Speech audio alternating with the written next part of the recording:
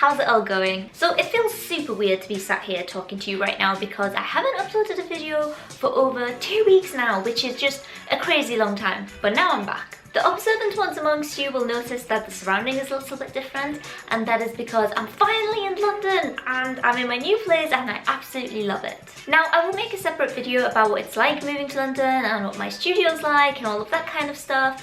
But today I have got a very exciting video and I hope that it kind of makes up for the fact that I have been away for so long. And I can already tell that it's going to be quite a long video, so I just want to get straight into it. So, in today's video, I want to share with you my entire art supply collection. Although I'm not an art channel, I do post quite a lot of art videos just because it is something I'm really passionate about, and I thought it would be really fun for me to show you all of the pieces that I own and kind of give you like a mini review of whether I would recommend them or whether I think there are better options. In this video, I've already pre-filmed samples of what each of the items look like on paper, but if you're interested, I will also link their full name and their price in the description, and if I can find a link to them, I will also put that there just to make it as easy as possible for you.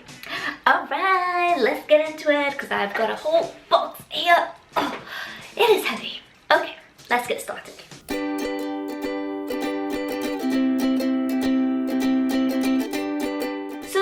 I'm going to start with is the Prismacolor Premier pencils in a box of 48. I bought these because I have seen so many other YouTube artists use them and talk about how good they are, and I really wanted to just try them out for myself. Now, I will be honest, I do have quite a few pros and cons about these. Firstly, starting off with the pros, they are very easy to use. You get an amazing colour selection and they turn out really bold and really vivid, especially if you press quite hard on the pencils, and that way you can create some incredibly colourful pieces. The trouble with these, and this is something I read in a review but I ignored, is that they are quite crumbly, and if you do press quite hard, they do crumble a lot and they do get used up quite quickly as well. Having said that though, so many people I know swear by the brand, but what I would recommend personally is if you do want to try these out, maybe try them out in a smaller box.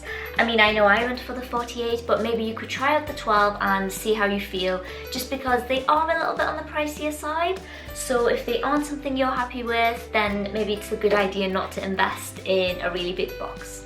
The second box of pencils I own are the Pablo pencils, and from this brand, and I will put it here because I'm not even going to try to pronounce that, but they are from Switzerland and these are absolutely amazing. They are so vivid and so colourful, and the best way I can describe them is that they just feel very creamy, but they don't crumble in the same way that Prismacolor pencils do. They are perfect for blending, and you can press down on them as hard as you want, and the lead itself is quite thick, so you're not going to have any issues. They are artist quality pencils, and I found that they're even more expensive than Prismacolors, but if you are looking to invest in a good set of pencils, I would absolutely recommend these. This particular box that you look at, I have actually owned since I was 15, and they are one of my favourite and most used art products up to date. And I think if I had to recommend one item out of everything I'm going to be showing you today, it would be these, because I just love them so much. Next, in terms of pencils, I have got the Derwent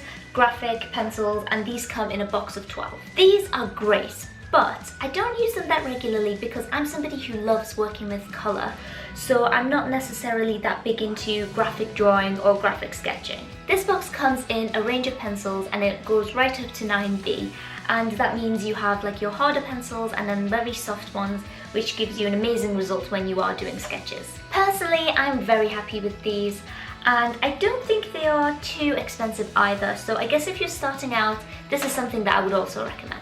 Moving on to markers, I gotta say that my collection is quite limited, and I would love to try pro markers or maybe Copic markers sometime in the future, but for now these are just the ones I have. The sets that I have are the Staedtler Fineliners, and I love this brand because they always produce high quality products and they're pretty inexpensive. I use the Fineliners mostly when I'm creating intricate patterns, for example if I'm doing Zentangle art, but I also use them to write things because they're just so smooth and so colourful and so versatile. Here I have 12 colours, but when I purchased these, they actually came in a pack of 24 with 12 markers of the same colour, and those are what I'm going to show you next. So again, I absolutely love these, and although they don't blend in the same way as Pro markers or Copics, I still think you can create some amazing art with these. The tip is a lot thicker than the fine liners, as you would expect, but they feel very smooth and they always give a bold and vivid colour. Again, as I said, these are very affordable, and the best thing is you'll be able to find them in literally any craft or stationery store just because they're very popular. Next, in terms of markers, I have got a pack of 5 Uni-pin fine liners, and I adore these. Again, I use these a lot for Zentangle, fine details and doodles, and they are amazing because they're waterproof and fade proof.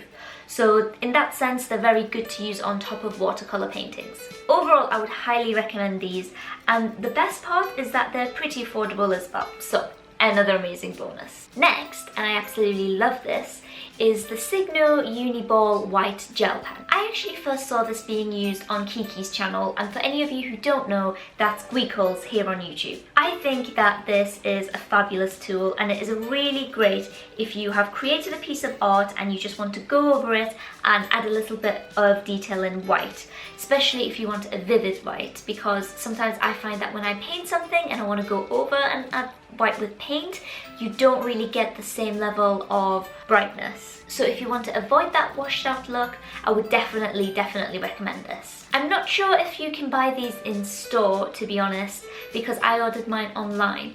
But if not this particular brand, I just recommend white gel pens in general. So go to your local craft store and see what you can find. Next, we have got a selection of Sharpies.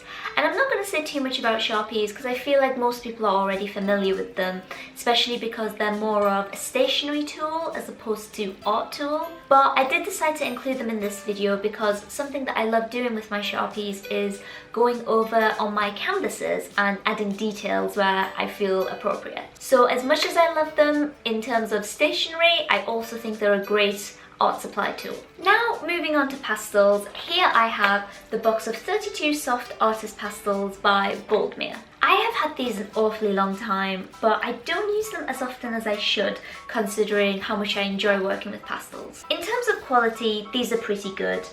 I believe that they are pretty inexpensive as well, which is a definite plus, but they blend really well, and I really like how varied and bold the colour selection is. And I really need to sit down and create a piece of art with this because it has been far too long. Again, on the theme of pastels, here I have the Inscribe pastels in a box of 48. Now, I prefer these a little bit more to the Boldmere ones, just because I find that these are a little bit more creamy and a little bit more soft, whereas the Boldmere ones are a little bit more chalky. Now, I guess it's a preference whether you prefer them to be more chalky or more creamy. Personally, I prefer them a little bit more creamy, which is why I'm a really big fan of these. These blend very nicely, and another advantage that they have over the Boldmere ones, I think, is that they come with an extra pastel which is a bit longer than the rest in white and in a black. And I think that's just great because those are the two colours that always run out first. Moving on to oil pastels, my favourite all-time brand is B-Roll. And if you're wondering why I have got these particular oil pastels in a little bag, is because I actually got these from my secondary school when I was doing my GCSEs back when I was 15. But these are amazing. I remember in school I would love using these because I would always use some white spirit or turpentine to go over the top and really blend them together. And they would always give you such interesting looking pieces, so I think I'll definitely have to try some of these in the future.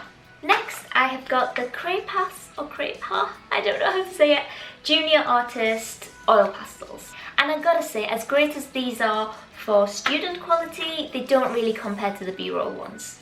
The problem with these is that when I use them, I kind of feel like I'm using slightly fancier crayons because they have that weird waxy feeling. But then again, there is nothing wrong with using these, especially if you're first starting out, because it will get you to become more familiar with oil pastels, and then maybe later on you can invest in some of the more artist quality brands. I feel like these are less expensive though, so as I said, if you're starting out, these are a good option. Moving on to my collection of watercolours, the first thing I want to show you is this Major Brushes palette. Now, if I said that my Pablo pencils were my favourite art supply, this is definitely number 2. These are very basic, but they are incredible, especially for the price you pay because they're very inexpensive and they are what a lot of people start off with. I have actually had this one for many years now and I still use it, and it is just something I love because it means I can easily carry it around with me to cafes or parks or whatever, and yeah, I love it and I would highly recommend it. Next, I have got a bunch of Crimson & Blake watercolours in tubes. I have to say I really like these. The colour is very vivid, which is always nice, and as much as I like to use watercolour palettes, I feel like I do prefer watercolours when they come in a tube. Crimson & Blake isn't an expensive brand, so I would say that these are great, especially if you're starting out, because it means that you'll be able to get quite a big collection with a variety of colours for quite cheap. Moving on to acrylics now, and I have got a bunch of these art colour acrylic paints that again came in little tubes. Again, these were a gift to me and they came in a box of 12, I believe. Once again, these are great for when you're starting out, especially if you're working on paper or acrylic pads, just because the tubes are quite small, so you don't need as much of them to fill a whole canvas. Yet another present, I have here the Crimson & Blake acrylic paints in a box of 12. These are again very similar to the art colour acrylic paints, and I would say that they are very affordable and just good to start off with. They also come with the proper names, so you know, the sap green and the burnt sienna and the burnt umber, etc. So that is a really good thing about these. But the thing is, when I buy paints for myself, I tend to buy them in individual tubes, so you can tell that a lot of the ones that I've got in boxes, such as this one, you can tell that they were a gift. I do appreciate them though, don't get me wrong, they are an amazing gift, but if I were to buy them myself, I would prefer to buy individual tubes. Now we're on to the paints that I use the most regularly, and these are the Reeves 75ml tubes of acrylic paint. Despite the fact that it says they are fine artist quality, these are some of the most inexpensive paints that you can purchase, and honestly for the price, they do a pretty good job. I have been using these for a long time now, and I am personally very happy with them. The downside to them, however, is that the colours are quite limited. So they come in colours such as red, blue, green, yellow, etc. So it's not like the artist quality paints you get where they have very specific names like, as I mentioned before, burnt sienna, sap green, Prussian blue, etc, etc.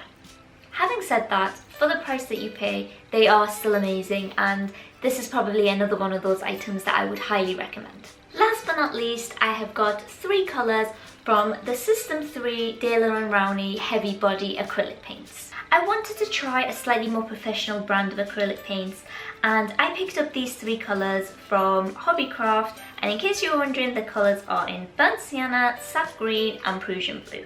Their colour is much better, and you can definitely tell that they are of better quality compared to the Reeves ones. But having said that, despite being heavy body paints, they aren't as thick as the Reeves brand, which kind of confuses me. But then again, maybe that's a good thing. Maybe that's what good quality acrylic paints are just supposed to be, and I'm just sort of used to the old cheap brand. Obviously they are more pricey, hence why my collection is smaller, but if you do have the funds, I would definitely recommend these.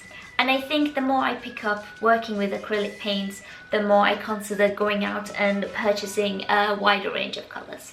Whew, well, we finally managed to get through that. So, my beautiful friends, those are all of the art supplies that I currently own. I do own a few other things, you know, like these weird acrylics that come in like gold and silver and stuff, but they're more for crafty stuff as opposed to art, so I didn't decide to include them. Let me know if anything that I have shown today is something you're either interested in or something that you currently use, and let me know your opinion. Also, you're more than welcome to comment below what other kind of videos that you would like to see, just because I'm not an art channel, so it would be nice to know what kind of things you enjoy watching. I have my art Instagram in the description below, as well as all of the prices and full names of all of these. And I can't think of anything else to say, so I think that's everything.